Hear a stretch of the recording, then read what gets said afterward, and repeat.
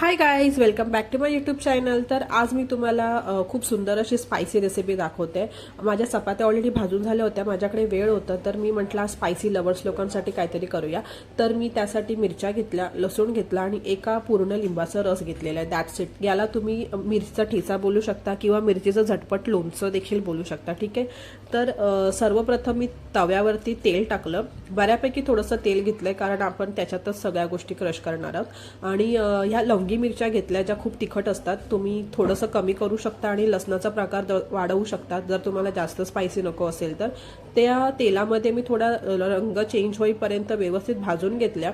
नंतर मग मी त्याच्यामध्ये लसूण टाकलं. लसूण साली काढून घेतलेल्या होत्या आणि त्या देखील मी व्यवस्थित तेलामध्ये भाजून घेतल्या. त्यांना देखील लालसर रंग येईपर्यंत भाजलं, थोडं सॉफ्ट होईपर्यंत भाजलं. आणि हे सगळे जिन्नस आहे ना, 2-1 मिनिटं असं व्यवस्थित भाजून घ्या, जेणेकरून ते सॉफ्ट होईल आणि आपल्याला क्रश करताना इझिली क्रश करता येते.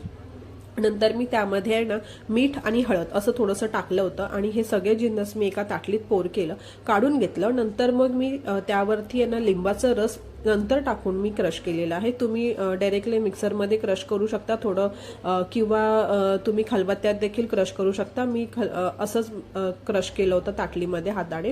आणि ह्या सगळ्या गोष्टीचं तुम्ही जिन्नस बघू शकता, खूप सुंदर झाले. जास्त तिखट नसतं, लिंबामुळे त्याचा तिखटपणा कमी होतो. पण तरीसुद्धा ज्यांना आवडत नसेल तिखट, त्यांनी थोडं कमी प्रमाणात खा, काळजी घ्या. आणि ज्यांना स्पायसी आवडत असेल त्यांनी साहजिक आहे मस्त प्रकारे खाऊन बघा आणि सबस्क्राईब करायला